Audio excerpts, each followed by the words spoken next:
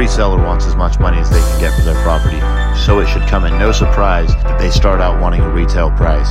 But knowing what questions to ask them and how to handle these leads can make the difference between failing in this business or absolutely crushing it and changing your life. I had a lot of retail guys. But the retail ones, follow up with them. Some of them they're going to change. The biggest thing with the retail ones is, are they retail because they're not ready to sell yet? Or are they retail because they are ready to sell yet and they just have no reason to go wholesale? They're going to go list it.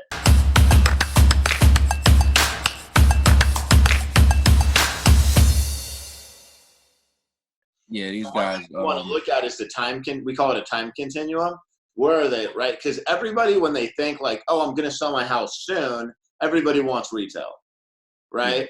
But then as they start to get like, okay, now I'm going to sell my house in a month, they start to do more research on the internet. They start to talk to investors or realtors or both, and they start to kind of educate themselves, and they kind of slide down in their price, right? Okay. So that's one of the things with the retail leads, is figuring out, and that's why right at the beginning of our qualification call, we ask them like, do you know where you're moving? Do you know when you're moving? You know, if they're owner occupied, or if they're tenant occupied, you know, what's going on, if it's vacant, how long it's been vacant.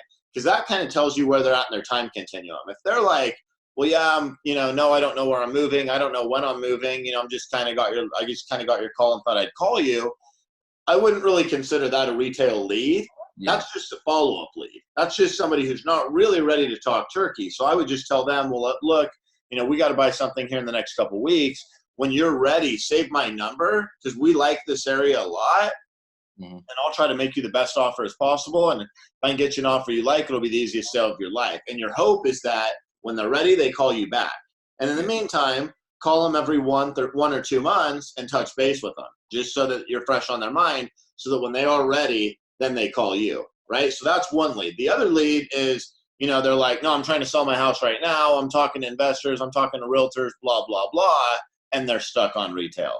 Now with those guys, you put pressure on the retail stuff, like, well, what a pain it is, and you build value in the wholesale.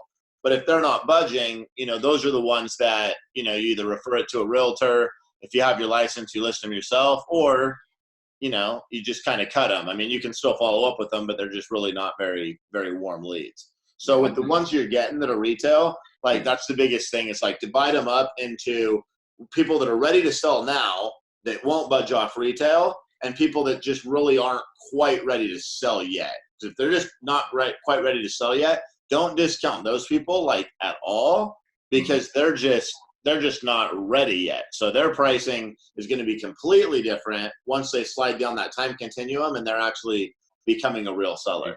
Yeah. So that's one of the things I like to ask people too, is like, do you know when you're moving? Do you know where you're moving? If they say no, then I'll come right out and I'll ask them. I'll be like, okay, well, if I make you an offer that you love today, you're still probably not ready to sign a contract yet, right? Because you don't know where you're going. And if they're like, no, then I'm just like, then I go right into that follow-up type of talk with them. I don't even ask them about the house and all that stuff. I just tell them, well, great, I love this area. Save my number. As soon as you are ready, call me.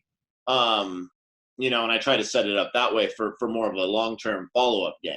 If you're getting something out of this, please hit that little like button down there. Then on the other side, click subscribe, and next to it, tap that little bell, and you're going to get notifications every time we drop a new episode. Also, let me know in the comments what market you're in, and leave the word in all caps, committed, and let's do this together.